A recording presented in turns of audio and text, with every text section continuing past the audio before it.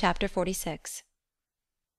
Marianne's illness, though weakening in its kind, had not been long enough to make her recovery slow, and with youth, natural strength, and her mother's presence and aid, it proceeded so smoothly as to enable her to remove, within 4 days after the arrival of the latter, into Mrs. Palmer's dressing-room.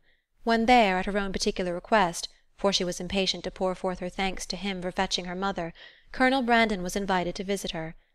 His emotion on entering the room, in seeing her altered looks, and in receiving the pale hand which she immediately held out to him, was such as, in Eleanor's conjecture, must arise from something more than his affection for Marianne, or the consciousness of its being known to others, and she soon discovered in his melancholy eye and varying complexion as he looked at her sister the probable recurrence of many past scenes of misery to his mind, brought back by that resemblance between Marianne and Eliza already acknowledged, and now strengthened by the hollow eye, the sickly skin, the posture of reclining weakness, and the warm acknowledgment of peculiar obligation. Mrs. Dashwood, not less watchful of what passed than her daughter, but with a mind very differently influenced, and therefore watching to very different effect, saw nothing in the Colonel's behaviour but what arose from the most simple and self-evident sensations, while in the actions and words of Marianne she persuaded herself to think that something more than gratitude already dawned. At the end of another day or two, Marianne growing visibly stronger every 12 hours, Mrs. Dashwood, urged equally by her own and her daughter's wishes, began to talk of removing to Barton. On her measures depended those of her two friends.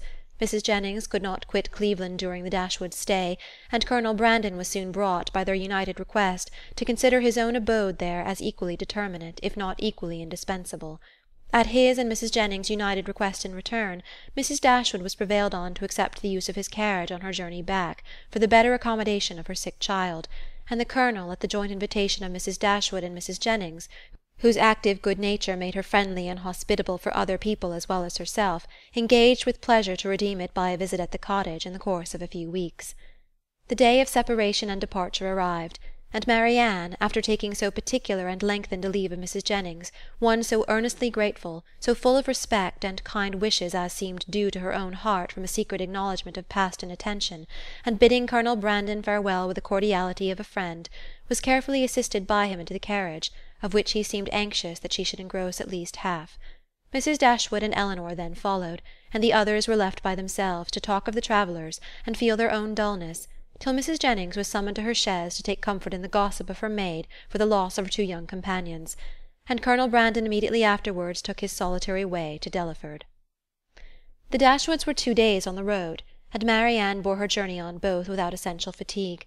Everything that the most zealous affection, the most solicitous care could do to render her comfortable was the office of each watchful companion, and each found their reward in her bodily ease and her calmness of spirits. To Eleanor, the observation of the latter was particularly grateful. She, who had seen her week after week so constantly suffering, oppressed by anguish of heart which she had neither courage to speak of nor fortitude to conceal, now saw with a joy which no other could equally share, an apparent composure of mind, which, in being the result as she trusted of serious reflection, must eventually lead her to contentment and cheerfulness. As they approached Barton, indeed, and entered on scenes of which every field and every tree brought some particular and some painful recollection, she grew silent and thoughtful, and turning away her face from their notice, sat earnestly gazing through the window.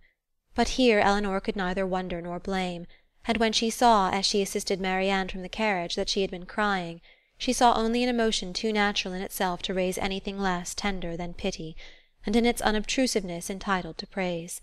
In the whole of her subsequent manner she traced the direction of a mind awakened to reasonable exertion, for no sooner had they entered their common sitting-room than Marianne turned her eyes around it with a look of resolute firmness, as if determined at once to accustom herself to the sight of every object with which the remembrance of Willoughby could be connected. She said little, but every sentence aimed at cheerfulness, and though a sigh sometimes escaped her, it never passed away without the atonement of a smile. After dinner she would try her pianoforte. She went to it, but the music on which her eye first rested was an opera procured for her by Willoughby, containing some of their favourite duets, and bearing on its outward leaf her own name in his handwriting. That would not do. She shook her head, put the music aside, and after running over the keys for a minute, complained of feebleness in her fingers, and closed the instrument again, declaring, however, with firmness as she did so, that she should in future practise much. The next morning produced no abatement in these happy symptoms. On the contrary, with a mind and body alike strengthened by rest, she looked and spoke with more genuine spirit, anticipating the pleasure of Margaret's return, and talking of the dear family party which would then be restored, of their mutual pursuits and cheerful society, as the only happiness worth a wish. "When the weather is settled, and I have recovered my strength," said she, "we will take long walks together every day. We will walk to the farm at the end of the down, and see how the children go on. We will walk to Sir John's new plantations at Barton Cross and the Abbeyland, and we will often go to the old ruins of the Priory, and try to trace its foundations as far as we are told they once reached. I know we shall be happy. I know the summer will pass happily away. I mean never to be later in rising than 6, and from that time till dinner I shall divide every moment between music and reading. I have formed my plan, and am determined to enter on a course of serious study. Our own library is too well known to me to be resorted to for anything beyond mere amusement. But there are many works well worth reading at the Park, and there are others of more modern production which I know I can borrow of Colonel Brandon. By reading only 6 hours a day I shall gain in the course of a 12-month a great deal of instruction which I now feel myself to want." Elinor honoured her for a plan which originated so nobly as this, though smiling to see the same eager fancy which had been leading her to the extreme of languid indolence and selfish repining, now at work in introducing excess into a scheme of such rational employment and virtuous self-control. Her smile, however, changed to a sigh when she remembered that a promise to Willoughby was yet unfulfilled, and feared that she had that to communicate which might again unsettle the mind of Marianne, and ruin at least for a time this fair prospect of busy tranquillity. Willing therefore to delay the evil hour, she resolved to wait till her sister's health were more secure before she appointed it. But the resolution was made only to be broken. Marianne had been 2 or 3 days at home before the weather was fine enough for an invalid like herself to venture out. But at last a soft genial morning appeared, such as might tempt the daughter's wishes and the mother's confidence, and Marianne, leaning on Elinor's arm, was authorized to walk as long as she could without fatigue, in the lane before the house. The sisters set out at a pace, slow as the feebleness of Marianne in an exercise hitherto untried since her illness required, and they had advanced only so far beyond the house as to admit a full view of the hill, the important hill behind, when, pausing with her eyes turned towards it, Marianne calmly said, "There, exactly there," pointing with one hand, "on that projecting mound, there I fell, and there I first saw Willoughby."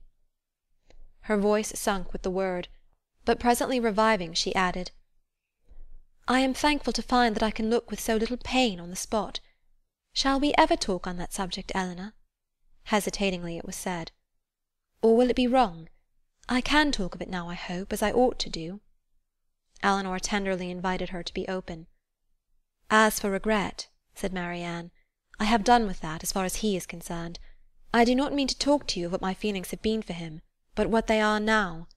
At present, if I could be satisfied on one point, if I could be allowed to think that he was not always acting a part, not always deceiving me, but above all, if I could be assured that he was never so very wicked as my fears have sometimes fancied him, since the story of that unfortunate girl—" She stopped. Elinor joyfully treasured her words as she answered, "If you could be assured of that, you think you should be easy?" "Yes, my peace of mind is doubly involved in it, for not only is it horrible to suspect a person who has been what he has been to me, of such designs, but what must it make me appear to myself? What in a situation like mine but a most shamefully unguarded affection could expose me to?" "How, then," asked her sister, "would you account for his behaviour?" "Oh, I would suppose him, oh, how gladly would I suppose him, only fickle, very, very fickle." Elinor said no more. She was debating within herself on the eligibility of beginning her story directly, or postponing it till Marianne were in stronger health, and they crept on for a few minutes in silence. "I am not wishing him too much good," said Marianne at last with a sigh, "when I wish his secret reflections may be no more unpleasant than my own. He will suffer enough in them. Do you compare your conduct with his?" "No, I compare it with what it ought to have been. I compare it with yours."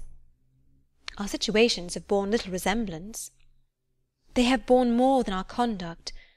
Do not, my dearest Elinor, let your kindness defend what I know your judgment must censure. My illness has made me think. It has given me leisure and calmness for serious recollection. Long before I was enough recovered to talk, I was perfectly able to reflect. I considered the past.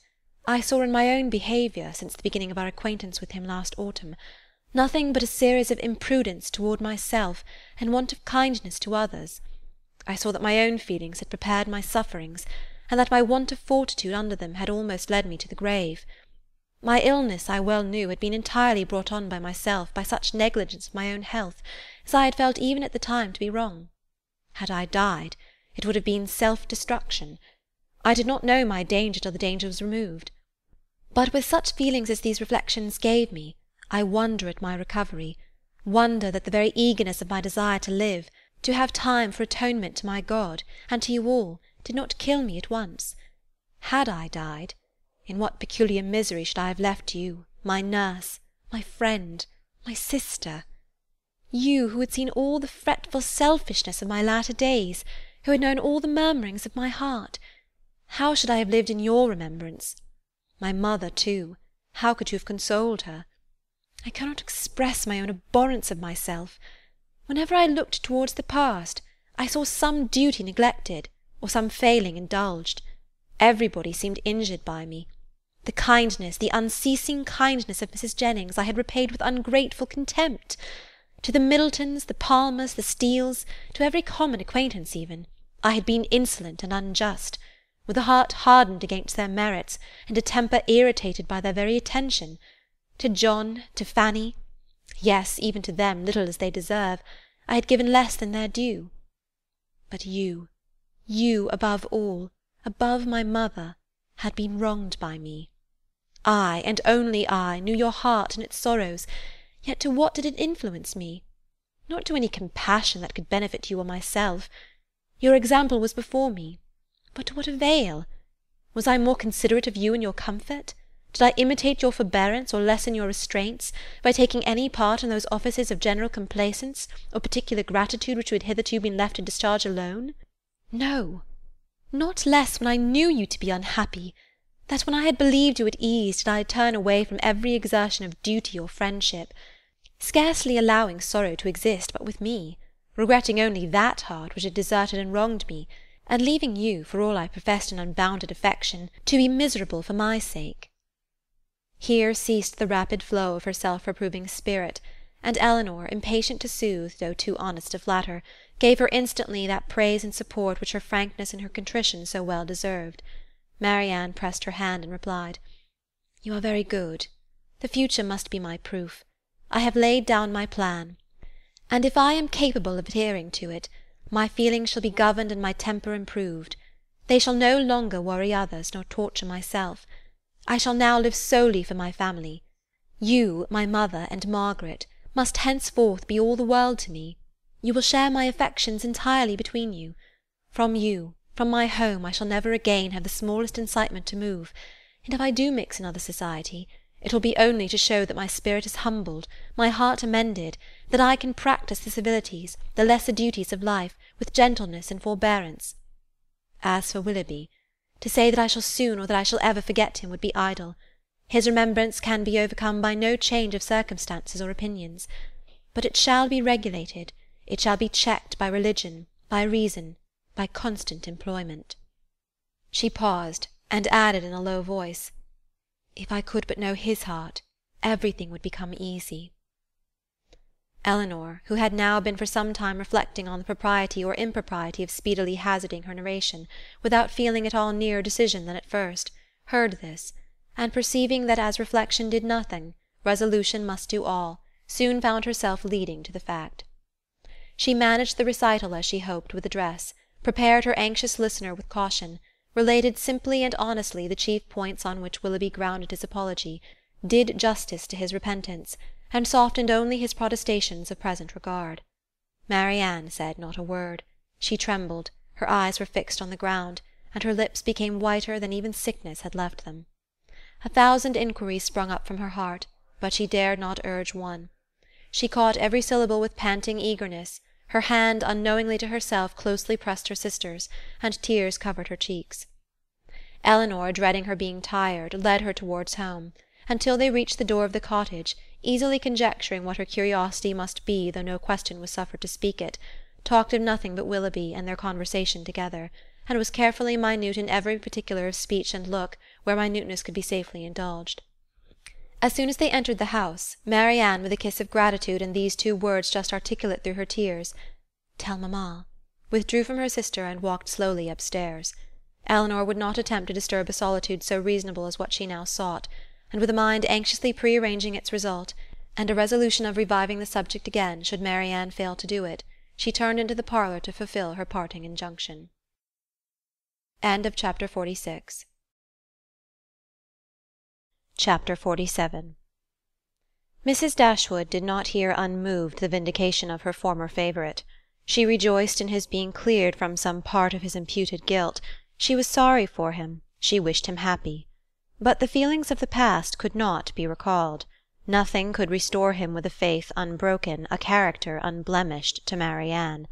Nothing could do away the knowledge of what the latter had suffered through his means, nor remove the guilt of his conduct towards Eliza. Nothing could replace him, therefore, in her former esteem, nor injure the interests of Colonel Brandon. Had Mrs. Dashwood, like her daughter, heard Willoughby's story from himself, had she witnessed his distress and been under the influence of his countenance and his manner, it is probable that her compassion would have been greater, but it was neither in Eleanor's power, nor in her wish, to rouse such feelings in another by her retailed explanation, as had at first been called forth in herself. Reflection had given calmness to her judgment, and sobered her own opinion of Willoughby's deserts. She wished, therefore, to declare only the simple truth, and lay open such facts as were really due to his character, without any embellishment of tenderness to lead the fancy astray. In the evening, when they were all three together, Marianne began voluntarily to speak of him again, but that it was not without an effort, the restless, unquiet thoughtfulness in which she had been for some time previously sitting, her rising colour as she spoke, and her unsteady voice plainly showed. "I wish to assure you both," said she, "that I see everything as you can desire me to do." Mrs. Dashwood would have interrupted her instantly with soothing tenderness, had not Eleanor, who really wished to hear her sister's unbiassed opinion, by an eager sign engaged her silence. Marianne slowly continued. "It is a great relief to me, what Eleanor told me this morning. I have now heard exactly what I wished to hear." For some moments her voice was lost, but recovering herself, she added, and with greater calmness than before, "I am now perfectly satisfied. I wish for no change. I never could have been happy with him, after knowing, as sooner or later I must have known, all this. I should have had no confidence, no esteem. Nothing could have done it away to my feelings." "I know it, I know it," cried her mother. "Happy with a man of libertine practices, with one who so injured the peace of the dearest of our friends and the best of men. No, my Marianne has not a heart to be made happy with such a man. Her conscience, her sensitive conscience, would have felt all that the conscience of her husband ought to have felt." Marianne sighed and repeated, "I wish for no change." "You consider the matter," said Eleanor, "exactly as a good mind and a sound understanding must consider it, and I dare say you perceive, as well as myself, not only in this, but in many other circumstances, reason enough to be convinced that your marriage must have involved you in many certain troubles and disappointments, in which you would have been poorly supported by an affection, on his side, much less certain. Had you married, you must have been always poor. His expensiveness is acknowledged even by himself, and his whole conduct declares that self-denial is a word hardly understood by him. His demands and your inexperience together, on a small, very small income, must have brought on distresses which would not be the less grievous to you from having been entirely unknown and unthought of before. Your sense of honour and honesty would have led you, I know, when aware of your situation, to attempt all the economy that would appear to you possible, and perhaps, as long as your frugality retrenched only on your own comfort, you might have been suffered to practise it, but beyond that, and how little could the utmost of your single management do to stop the ruin which had been before your marriage? Beyond that, had you endeavoured, however reasonably, to abridge his enjoyments, is it not to be feared that instead of prevailing on feelings so selfish to consent to it, you would have lessened your own influence on his heart, and made him regret the connection which had involved him in such difficulties?" Marianne's lips quivered, and she repeated the word "selfish," in a tone that implied, "Do you really think him selfish?" "The whole of his behaviour," replied Eleanor, from the beginning to the end of the affair, has been grounded on selfishness. It was selfishness which first made him sport with your affections, which afterwards, when his own were engaged, made him delay the confession of it, and which finally carried him from Barton. His own enjoyment, or his own ease, was in every particular his ruling principle." "It is very true. My happiness was never his object." "At present," continued Elinor, "he regrets what he has done. And why does he regret it? Because he finds it has not answered towards himself. It has not made him happy. His circumstances are now unembarrassed. He suffers from no evil of that kind, and he thinks only that he has married a woman of a less amiable temper than yourself. But does it follow that had he married you he would have been happy? The inconveniences would have been different. He would then have suffered under the pecuniary distresses, which, because they are removed, he now reckons as nothing. He would have had a wife of whose temper he could make no complaint, but he would have been always necessitous, always poor, and probably would soon have learned to rank the innumerable comforts of a clear estate and good income as of far more importance even to domestic happiness than the mere temper of a wife."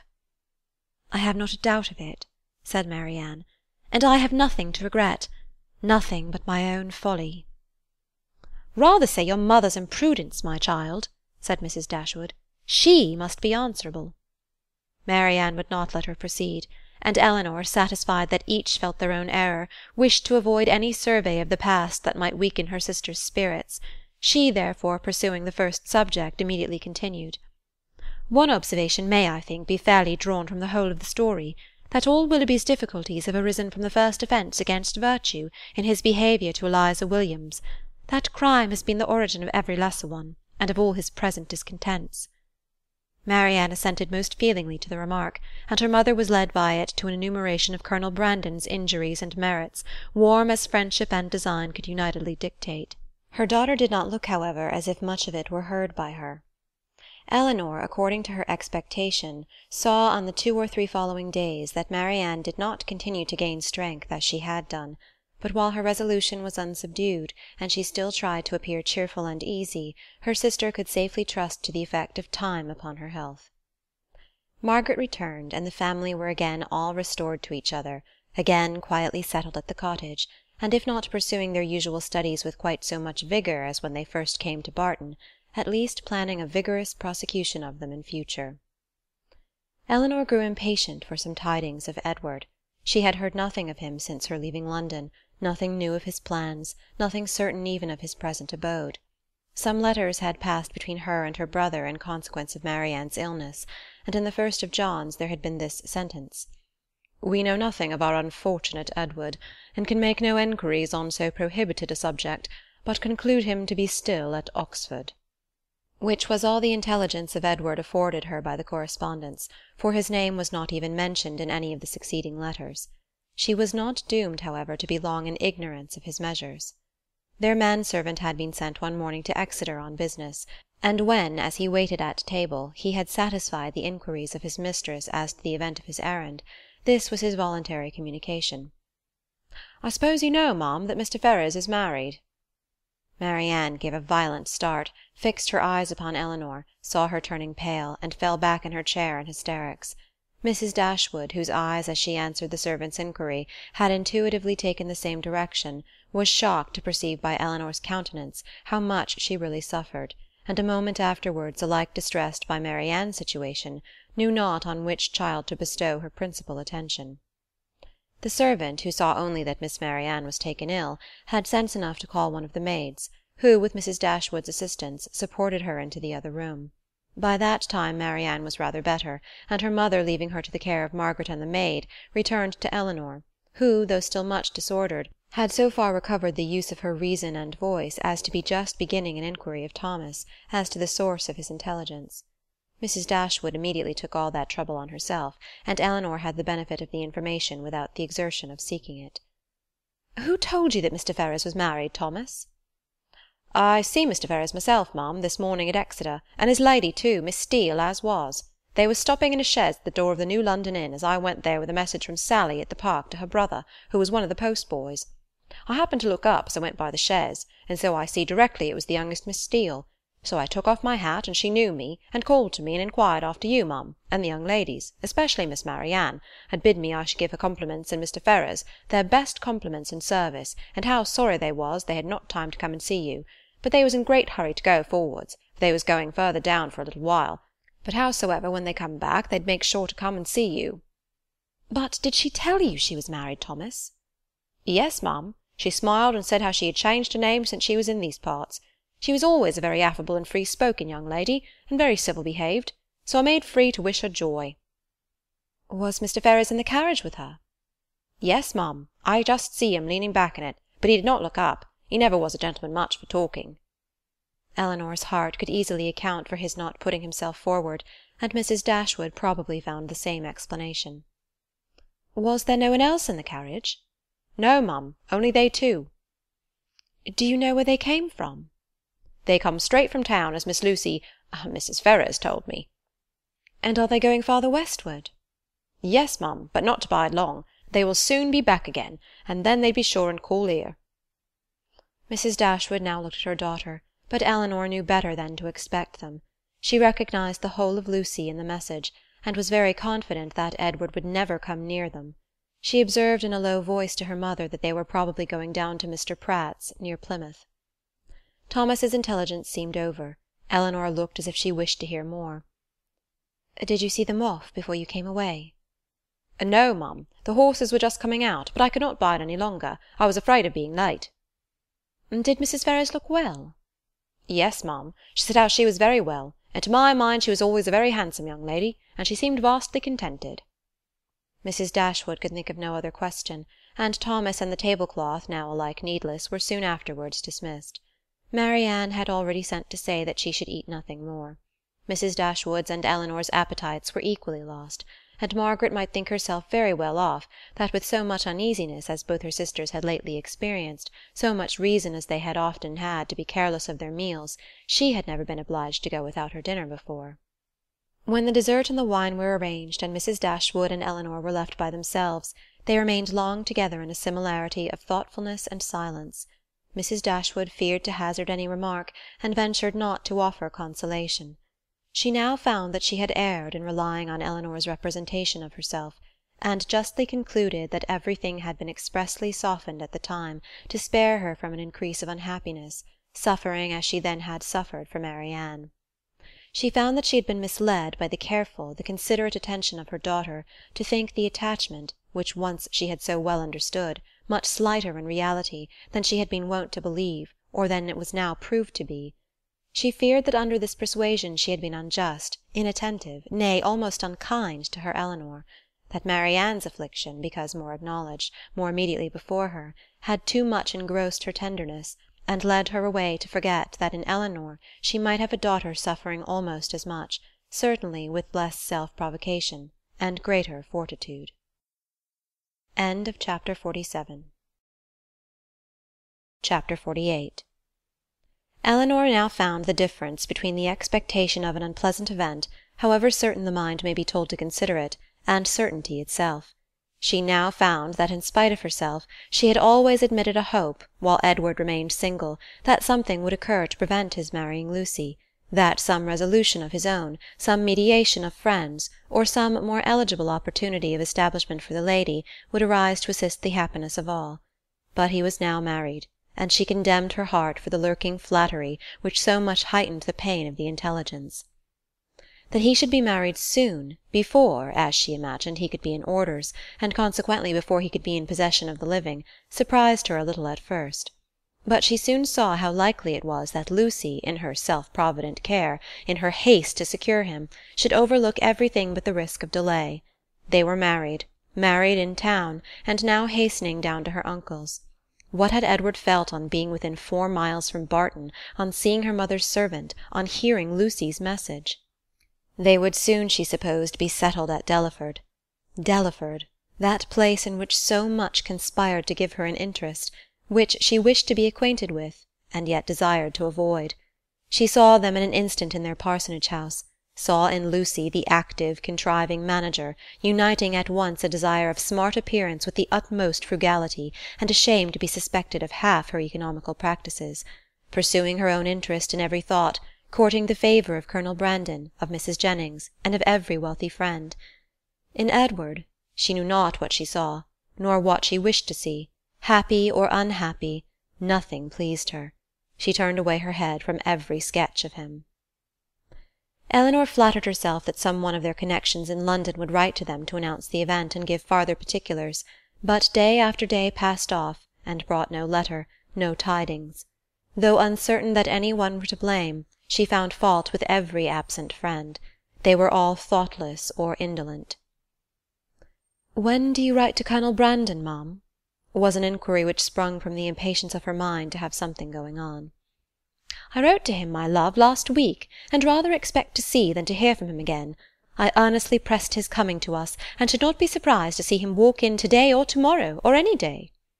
This was gaining something, something to look forward to. Colonel Brandon must have some information to give.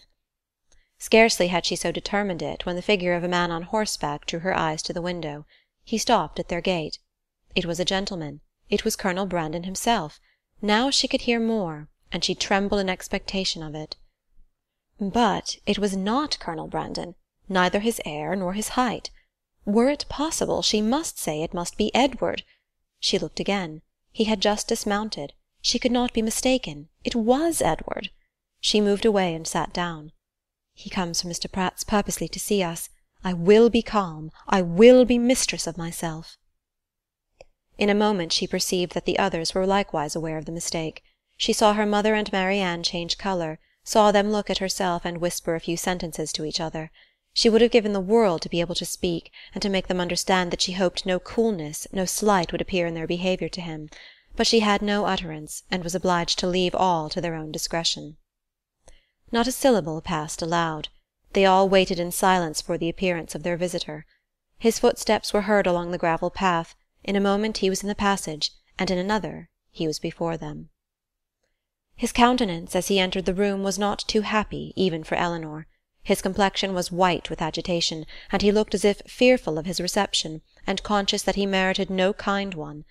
Mrs. Dashwood, however, conforming as she trusted to the wishes of that daughter, by whom she then meant in the warmth of her heart to be guided in everything, met with a look of forced complacency, gave him her hand, and wished him joy. He coloured, and stammered out an unintelligible reply. Eleanor's lips had moved with her mother's. When the moment of action was over, she wished that she had shaken hands with him too. But it was then too late, and with a countenance meaning to be open, she sat down again and talked of the weather.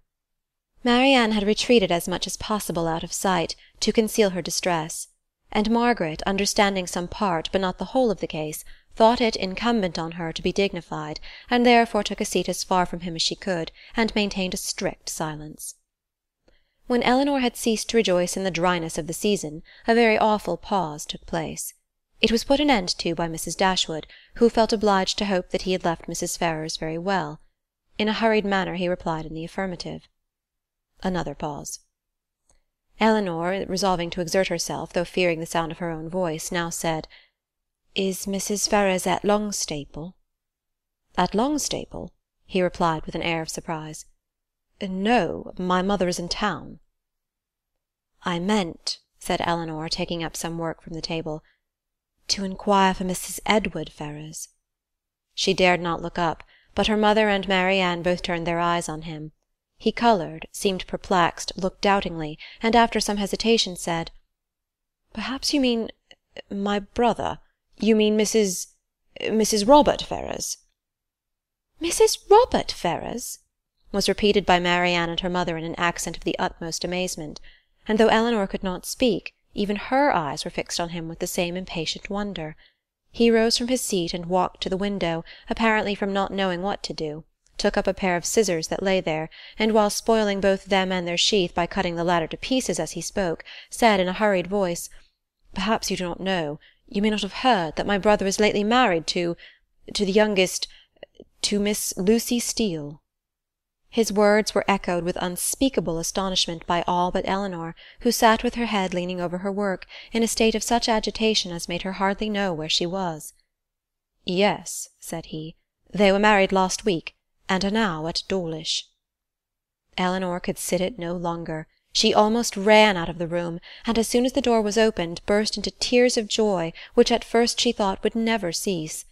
Edward, who had till then looked anywhere rather than at her, saw her hurry away, and perhaps saw or even heard her emotion, for immediately afterwards he fell into a reverie which no remarks, no inquiries, no affectionate address of Mrs. Dashwood could penetrate, and at last, without saying a word, quitted the room and walked out towards the village, leaving the others in the greatest astonishment and perplexity on a change in his situation so wonderful and so sudden, a perplexity which they had no means of lessening but by their own conjectures. Chapter 49. Unaccountable, however, as the circumstances of his release might appear to the whole family, it was certain that Edward was free, and to what purpose that freedom would be employed was easily predetermined by all, for after experiencing the blessings of one imprudent engagement, contracted without his mother's consent, as he had already done for more than 4 years, nothing less could be expected of him in the failure of that than the immediate contraction of another. His errand at Barton, in fact, was a simple one. It was only to ask Eleanor to marry him, and considering that he was not altogether inexperienced in such a question, it might be strange that he should feel so uncomfortable in the present case as he really did, so much in need of encouragement and fresh air. How soon he had walked himself into the proper resolution, however, how soon an opportunity of exercising it occurred, in what manner he expressed himself, and how he was received, need not be particularly told. This only need be said, that when they all sat down to table at 4 o'clock, about 3 hours after his arrival, he had secured his lady, engaged her mother's consent, and was not only, in the rapturous profession of the lover, but in the reality of reason and truth, one of the happiest of men. His situation indeed was more than commonly joyful. He had more than the ordinary triumph of accepted love to swell his heart and raise his spirits.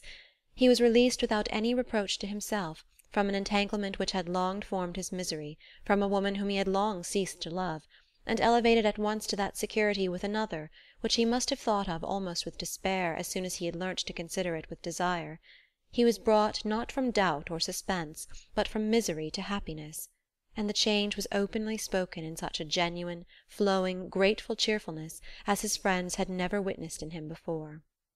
His heart was now open to Eleanor, in all its weaknesses, all its errors, confessed, and his first boyish attachment to Lucy treated with all the philosophic dignity of 24. "It was a foolish, idle inclination on my side," said he, "the consequence of ignorance of the world and want of employment. Had my brother given me some active profession when I was removed at 18 from the care of Mr. Pratt, I think, nay, I am sure it would never have happened. For though I left Longstaple with what I thought, at the time, a most unconquerable preference for his niece, yet had I then had any pursuit, any object to engage my time and keep me at a distance from her for a few months, I should very soon have outgrown the fancied attachment, especially by mixing more with the world, as in such case I must have done. But instead of having anything to do, instead of having any profession chosen for me, or being allowed to choose any myself, I returned home to be completely idle, and for the first 12 months afterwards I had not even the nominal employment which belonging to the university would have given me, for I was not entered at Oxford till I was 19. I had, therefore, nothing in the world to do but to fancy myself in love, and as my mother did not make my home in every respect comfortable, as I had no friend, no companion in my brother, and disliked new acquaintance, it was not unnatural for me to be very often at Longstaple, where I always felt myself at home, and was always sure of a welcome, and accordingly I spent the greatest part of my time there, from 18 to 19. Lucy appeared everything that was amiable and obliging. She was pretty too, at least I thought so then, and I had seen so little of other women that I could make no comparisons and see no defects. Considering everything, therefore, I hope, foolish as our engagement was, foolish as it has since in every way been proved, it was not at the time an unnatural or an inexcusable piece of folly.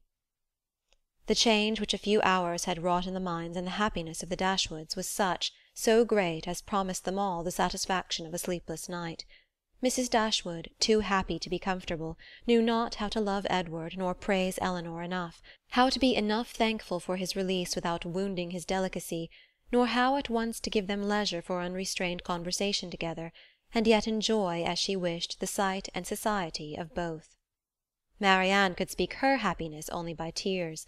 Comparisons would occur, regrets would arise, and her joy, though sincere as her love for her sister, was of a kind to give her neither spirits nor language. But Eleanor, how are her feelings to be described? From the moment of learning that Lucy was married to another, that Edward was free, to the moment of his justifying the hopes which had so instantly followed, she was everything by turns but tranquil. But when the second moment had passed, when she found every doubt, every solicitude removed, compared her situation with what so lately it had been, she saw him honourably released from his former engagement, saw him instantly profiting by the release, to address herself and declare an affection as tender, as constant as she had ever supposed it to be, she was oppressed, she was overcome by her own felicity, and happily disposed as is the human mind to be easily familiarized with any change for the better, it required several hours to give sedateness to her spirits, or any degree of tranquillity to her heart. Edward was now fixed at the cottage for at least a week. For whatever other claims might be made on him, it was impossible that less than a week should be given up to the enjoyment of Eleanor's company, or suffice to say half what was to be said of the past, the present, and the future. For though a very few hours spent in the hard labour of incessant talking will dispatch more subjects than can really be in common between any two rational creatures, yet with lovers it is different. Between them no subject is finished, no communication is even made, till it has been made at least 20 times over. Lucy's marriage, the unceasing and reasonable wonder among them all, formed of course one of the earliest discussions of the lovers, and Eleanor's particular knowledge of each party made it appear to her in every view as one of the most extraordinary and unaccountable circumstances she had ever heard. How they could be thrown together, and by what attraction Robert could be drawn on to marry a girl, of whose beauty she had herself heard him speak without any admiration, a girl, too, already engaged to his brother, and on whose account that brother had been thrown off by his family, it was beyond her comprehension to make out. To her own heart it was a delightful affair, to her imagination it was even a ridiculous one, but to her reason, her judgment, it was completely a puzzle. Edward could only attempt an explanation by supposing that perhaps at first accidentally meeting, the vanity of the one had been so worked on by the flattery of the other, as to lead by degrees to all the rest. Eleanor remembered what Robert had told her in Harley Street of his opinion of what his own mediation in his brother's affairs might have done, if applied to in time. She repeated it to Edward. "That was exactly like Robert," was his immediate observation. "And that," he presently added, "might perhaps be in his head when the acquaintance between them first began, and Lucy perhaps at first might think only of procuring his good offices in my favour. Other designs might afterwards arise." How long it had been carrying on between them, however, he was equally at a loss with herself to make out. For at Oxford, where he had remained for choice ever since his quitting London, he had had no means of hearing of her but from herself, and her letters to the very last were neither less frequent nor less affectionate than usual. Not the smallest suspicion, therefore, had ever occurred to prepare him for what followed, and when at last it burst on him in a letter from Lucy herself, he had been for some time, he believed, half stupefied between the wonder, the horror, and the joy of such a deliverance. He put the letter into Eleanor's hands. "Dear Sir, being very sure I have long lost your affections, I have thought myself at liberty to bestow my own on another, and have no doubt of being as happy with him as I once used to think I might be with you, but I scorn to accept a hand while the heart was another's.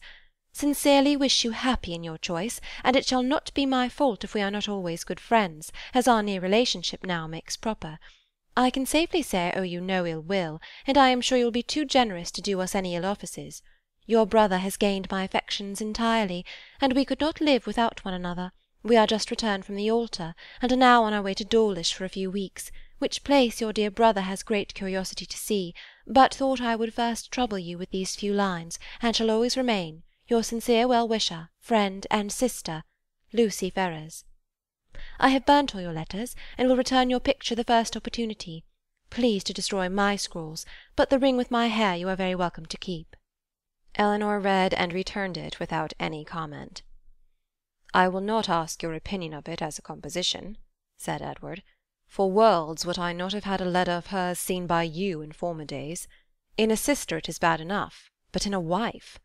How I have blushed over the pages of her writing, and I believe I may say that since the first half year of our foolish business This is the only letter I ever received from her of which the substance made me any amends for the defect of the style."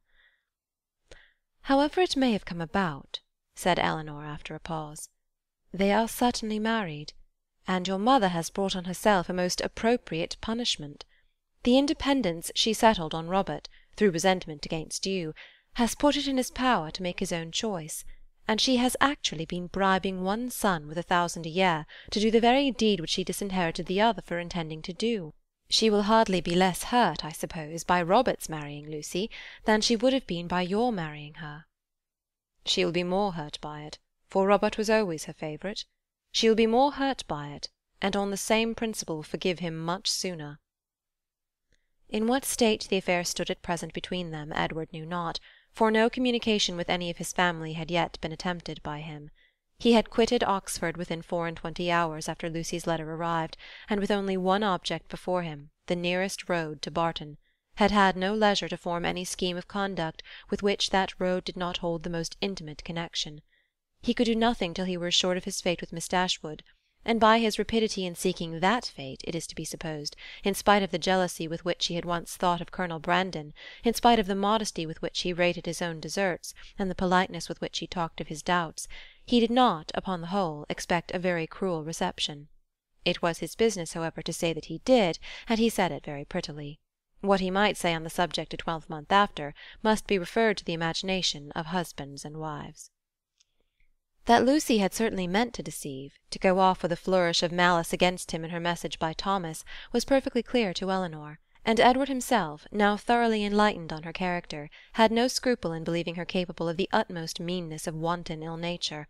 Though his eyes had long been opened, even before his acquaintance with Eleanor began, to her ignorance and a want of liberality in some of her opinions, they had been equally imputed by him to her want of education, and till her last letter reached him he had always believed her to be a well-disposed, good-hearted girl, and thoroughly attached to himself.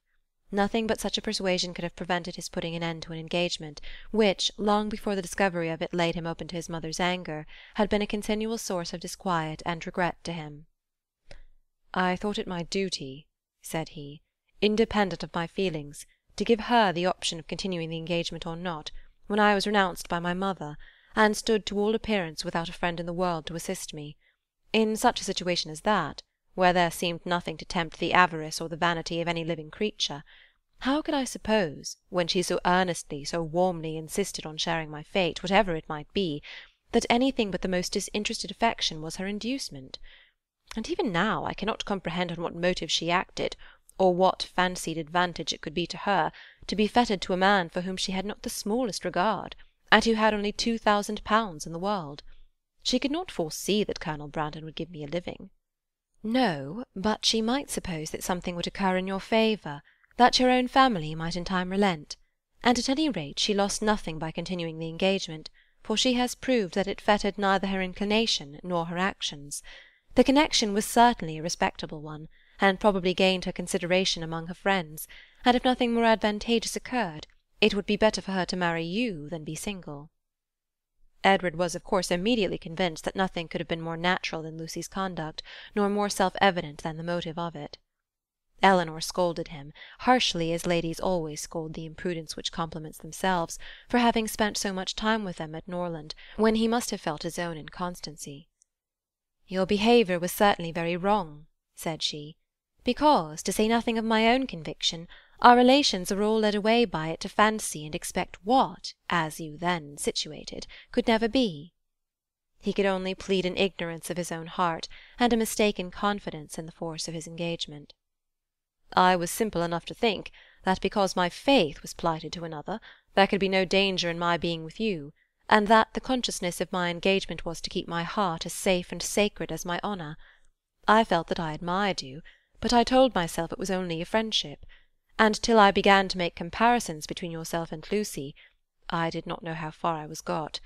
After that, I suppose, I was wrong in remaining so much in Sussex, and the arguments with which I reconciled myself to the expediency of it were no better than these: the danger is my own, I am doing no injury to anybody but myself." Eleanor smiled and shook her head. Edward heard with pleasure of Colonel Brandon's being expected at the cottage, as he really wished not only to be better acquainted with him, but to have an opportunity of convincing him that he no longer resented his giving him the living of Delaford. "Which at present," said he, "after thanks so ungraciously delivered as mine were on the occasion, he must think I have never forgiven him for offering." Now he felt astonished himself that he had never yet been to the place. But so little interest had he taken in the matter that he owed all his knowledge of the house, garden, and glebe, extent of the parish, condition of the land, and rate of the tithes, to Eleanor herself, who had heard so much of it from Colonel Brandon, and heard it with so much attention, as to be entirely mistress of the subject.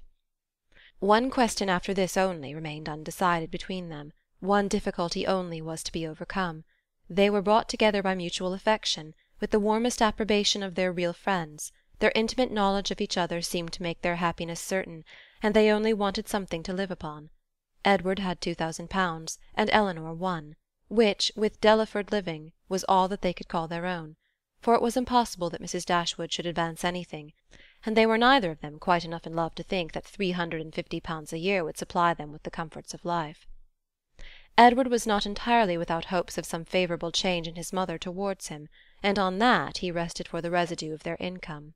But Eleanor had no such dependence, for since Edward would be still unable to marry Miss Morton, and his choosing herself had been spoken of in Mrs. Ferrars's flattering language as only a lesser evil than his choosing Lucy Steele, she feared that Robert's offence would serve no other purpose than to enrich Fanny. About 4 days after Edward's arrival, Colonel Brandon appeared, to complete Mrs. Dashwood's satisfaction, and to give her the dignity of having, for the first time since her living at Barton, more company with her than her house would hold. Edward was allowed to retain the privilege of first comer, and Colonel Brandon therefore walked every night to his old quarters at the park, from whence he usually returned in the morning, early enough to interrupt the lovers' first tête-à-tête before breakfast. A 3 weeks' residence at Delaford, where, in his evening hours at least, he had little to do but to calculate the disproportion between 36 and 17, brought him to Barton in a temper of mind which needed all the improvement in Marianne's looks, all the kindness of her welcome, and all the encouragement of her mother's language, to make it cheerful. Among such friends, however, and such flattery, he did revive. No rumour of Lucy's marriage had yet reached him. He knew nothing of what had passed, and the first hours of his visit were consequently spent in hearing and in wondering. Everything was explained to him by Mrs. Dashwood, and he found fresh reason to rejoice in what he had done for Mr. Ferrars, since it eventually promoted the interest of Eleanor. It would be needless to say that the gentlemen advanced in the good opinion of each other as they advanced in each other's acquaintance, for it could not be otherwise. Their resemblance in good principles and good sense, in disposition and manner of thinking, would probably have been sufficient to unite them in friendship, without any other attraction, but their being in love with 2 sisters, and 2 sisters fond of each other, made that mutual regard inevitable and immediate, which might otherwise have waited the effect of time and judgment. The letters from town, which a few days before would have made every nerve in Eleanor's body thrill with transport, now arrived to be read with less emotion than mirth. Mrs. Jennings wrote to tell the wonderful tale, to vent her honest indignation against the jilting girl, and pour forth her compassion towards poor Mr. Edward, who, she was sure, had quite doted upon the worthless hussy, and was now, by all accounts, almost broken-hearted at Oxford. "I do think," she continued, "nothing was ever carried on so sly, for it was but 2 days before Lucy called and sat a couple of hours with me. Not a soul suspected anything of the matter, not even Nancy, who, poor soul, came crying to me the day after, in a great fright for fear of Mrs. Ferrars, as well as not knowing how to get to Plymouth, for Lucy, it seems, borrowed all her money before she went off to be married, on purpose, we suppose, to make a show with, and poor Nancy had not 7 shillings in the world. So I was very glad to give her 5 guineas to take her down to Exeter, where she thinks of staying 3 or 4 weeks with Mrs. Burgess, in hopes, as I tell her, to fall in with the doctor again. And I must say that Lucy's crossness not to take them along with them in the chaise is worse than all. Poor Mr. Edward! I cannot get him out of my head, but you must send for him to Barton, and Miss Marianne must try to comfort him." Mr. Dashwood's strains were more solemn. Mrs. Ferrars was the most unfortunate of women. Poor Fanny had suffered agonies of sensibility, and he considered the existence of each, under such a blow, with grateful wonder. Robert's offence was unpardonable, but Lucy's was infinitely worse. Neither of them were ever again to be mentioned to Mrs. Ferrars, and even if she might hereafter be induced to forgive her son, his wife should never be acknowledged as her daughter, nor be permitted to appear in her presence. The secrecy with which everything had been carried on between them was rationally treated as enormously heightening the crime, because, had any suspicion of it occurred to the others, proper measures would have been taken to prevent the marriage, and he called on Eleanor to join with him in regretting that Lucy's engagement with Edward had not rather been fulfilled, than that she should thus be the means of spreading misery farther in the family. He thus continued: "Mrs. Ferrars has never yet mentioned Edward's name, which does not surprise us, but to our great astonishment not a line has been received from him on the occasion. Perhaps, however, he is kept silent by his fear of offending, and I shall therefore give him a hint, by a line to Oxford, that his sister and I both think a letter of proper submission from him, addressed perhaps to Fanny, and by her shown to her mother, might not be taken amiss, for we all know the tenderness of Mrs. Ferrars's heart, and that she wishes for nothing so much as to be on good terms with her children." This paragraph was of some importance to the prospects and conduct of Edward. It determined him to attempt a reconciliation, though not exactly in the manner pointed out by their brother and sister. "A letter of proper submission," repeated he. "Would they have me beg my mother's pardon for Robert's ingratitude to her, and breach of honour to me? I can make no submission. I am grown neither humble nor penitent by what has passed. I am grown very happy. But that would not interest. I know of no submission that is proper for me to make." "You may certainly ask to be forgiven," said Eleanor, "because you have offended, and I should think you might now venture so far as to profess some concern for having ever formed the engagement which drew on you your mother's anger." He agreed that he might. "And when she has forgiven you, perhaps a little humility may be convenient while acknowledging a second engagement, almost as imprudent in her eyes as the first." He had nothing to urge against it, but still resisted the idea of a letter of proper submission, and therefore, to make it easier to him, as he declared a much greater willingness to make mean concessions by word of mouth than on paper, it was resolved that, instead of writing to Fanny, he should go to London, and personally entreat her good offices in his favour. "And if they really do interest themselves," said Marianne, in her new character of candour, "in bringing about a reconciliation, I shall think that even John and Fanny are not entirely without merit." After a visit on Colonel Brandon's side of only 3 or 4 days, the two gentlemen quitted Barton together. They were to go immediately to Delaford, that Edward might have some personal knowledge of his future home, and assist his patron and friend in deciding on what improvements were needed to it, and from thence, after staying there a couple of nights, he was to proceed on his journey to town.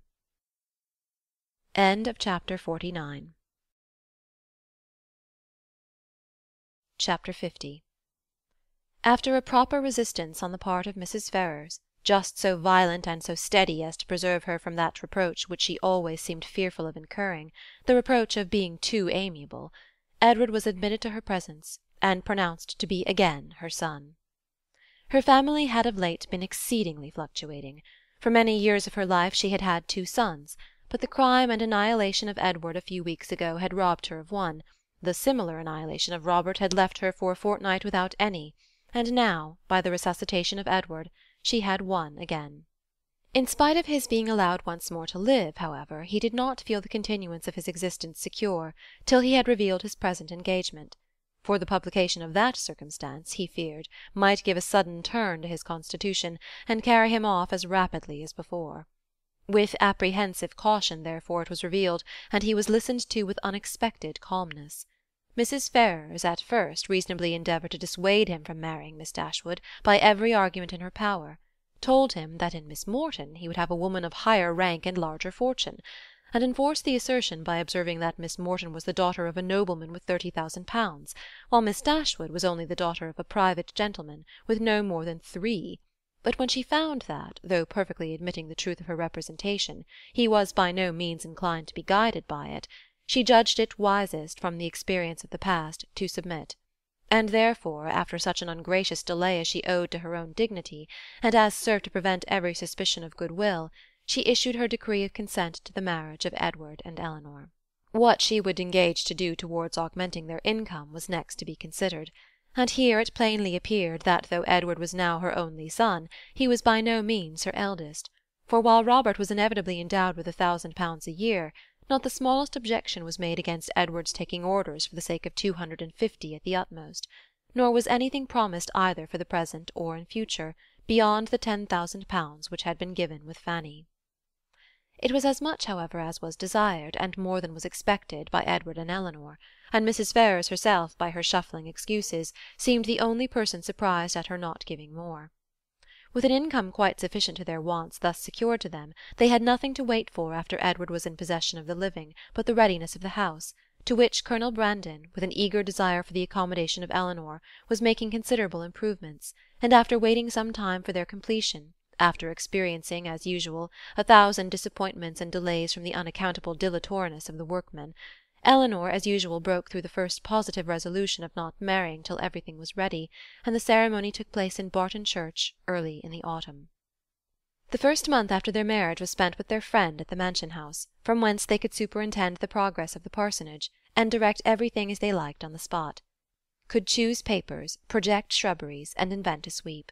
Mrs. Jennings's prophecies, though rather jumbled together, were chiefly fulfilled, for she was able to visit Edward and his wife in their parsonage by Michaelmas, and she found in Eleanor and her husband, as she really believed, one of the happiest couples in the world.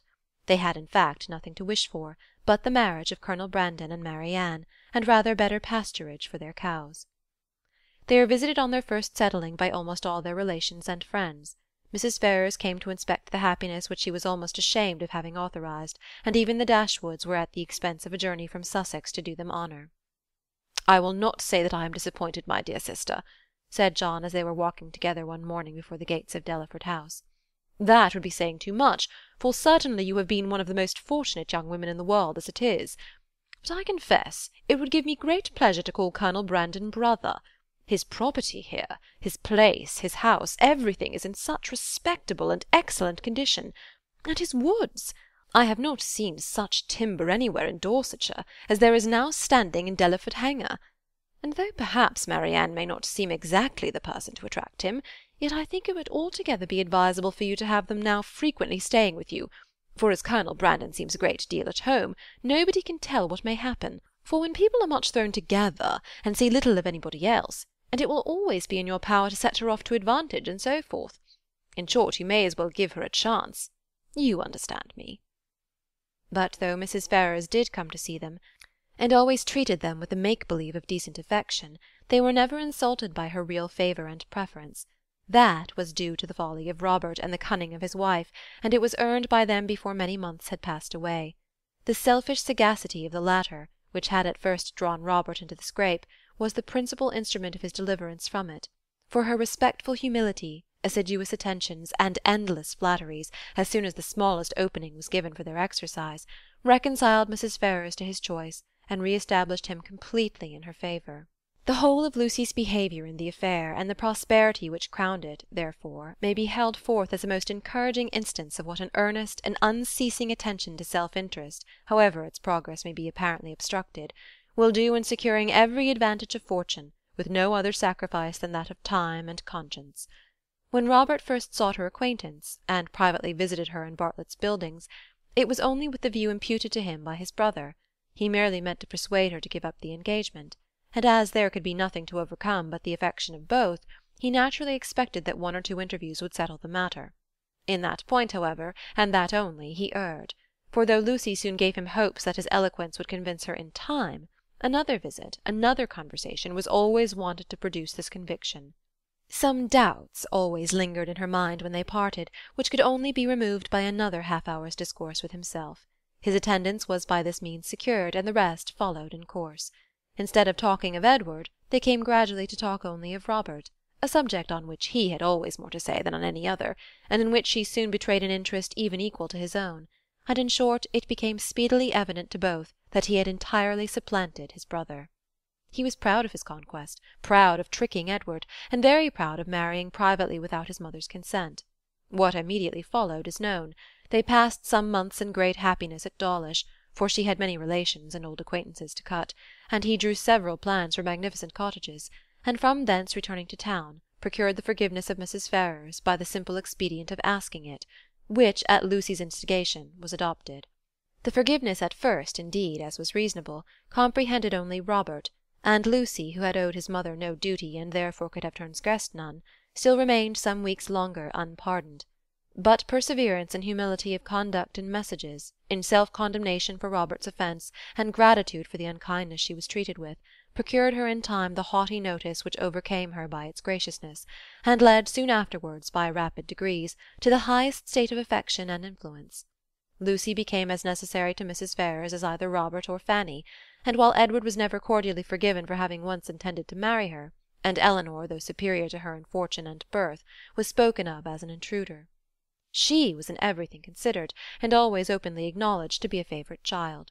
They settled in town, received very liberal assistance from Mrs. Ferrars, were on the best terms imaginable with the Dashwoods, and setting aside the jealousies and ill-will continually subsisting between Fanny and Lucy, in which their husbands of course took a part, as well as the frequent domestic disagreements between Robert and Lucy themselves, nothing could exceed the harmony in which they all lived together. What Edward had done to forfeit the right of eldest son might have puzzled many people to find out, and what Robert had done to succeed to it might have puzzled them still more. It was an arrangement, however, justified in its effects, if not in its cause, for nothing ever appeared in Robert's style of living or of talking to give a suspicion of his regretting the extent of his income, as either leaving his brother too little or bringing himself too much. And if Edward might be judged from the ready discharge of his duties in every particular, from an increasing attachment to his wife and his home, and from the regular cheerfulness of his spirits, he might be supposed no less contented with his lot, no less free from every wish of an exchange. Eleanor's marriage divided her as little from her family as could be well contrived, without rendering the cottage at Barton entirely useless, for her mother and sisters spent much more than half their time with her. Mrs. Dashwood was acting on motives of policy as well as pleasure in the frequency of her visits at Delaford, for her wish of bringing Marianne and Colonel Brandon together was hardly less earnest, though rather more liberal than what John had expressed. It was now her darling object. Precious as was the company of her daughter to her, she desired nothing so much as to give up its constant enjoyment to her valued friend, and to see Marianne settled at the mansion-house was equally the wish of Edward and Eleanor. They each felt his sorrows, and their own obligations, and Marianne, by general consent, was to be the reward of all. With such a confederacy against her, with a knowledge so intimate of his goodness, with a conviction of his fond attachment to herself, which at last, though long after it was observable to everybody else, burst on her, what could she do? Marianne Dashwood was born to an extraordinary fate. She was born to discover the falsehood of her own opinions, and to counteract by her conduct her most favourite maxims. She was born to overcome an affection formed so late in life as at 17, and with no sentiment superior to strong esteem and lively friendship, voluntarily to give her hand to another. And that other, a man who had suffered no less than herself under the event of a former attachment, whom 2 years before she had considered too old to be married, and who still sought the constitutional safeguard of a flannel waistcoat. But so it was. Instead of falling a sacrifice to an irresistible passion, as once she had fondly flattered herself with expecting, instead of remaining even for ever with her mother, and finding her only pleasures in retirement and study, as afterwards in her more calm and sober judgment she had determined on, she found herself at 19, submitting to new attachments, entering on new duties, placed in a new home, a wife, the mistress of a family, and the patroness of a village. Colonel Brandon was now as happy as all those who best loved him believed he deserved to be. In Marianne he was consoled for every past affliction. Her regard and her society restored his mind to animation, and his spirits to cheerfulness, and that Marianne found her own happiness in forming his was equally the persuasion and delight of each observing friend.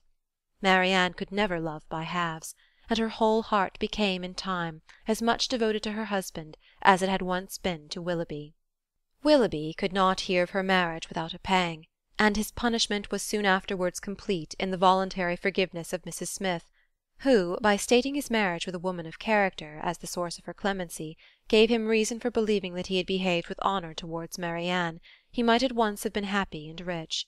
That his repentance of misconduct, which thus brought its own punishment, was sincere, need not be doubted, nor that he long thought of Colonel Brandon with envy, and of Marianne with regret. But that he was for ever inconsolable, that he fled from society, or contracted an habitual gloom of temper, or died of a broken heart, must not be depended on, for he did neither. He lived to exert, and frequently to enjoy himself. His wife was not always out of humour, nor his home always uncomfortable, and in his breed of horses and dogs, and in sporting of every kind, he found no inconsiderable degree of domestic felicity. For Marianne, however, in spite of his incivility in surviving her loss, he always retained that decided regard which interested him in everything that befell her, and made her his secret standard of perfection in woman, and many a rising beauty would be slighted by him in after days as bearing no comparison with Mrs. Brandon. Mrs. Dashwood was prudent enough to remain at the cottage, without attempting a removal to Delaford, and fortunately for Sir John and Mrs. Jennings, when Marianne was taken from them, Margaret had reached an age highly suitable for dancing, and not very ineligible for being supposed to have a lover. Between Barton and Delaford there was that constant communication which strong family affection would naturally dictate, and among the merits and the happiness of Elinor and Marianne, let it not be ranked as the least considerable that, though sisters, and living almost within sight of each other, they could live without disagreement between themselves, or producing coolness between their husbands. End of Sense and Sensibility.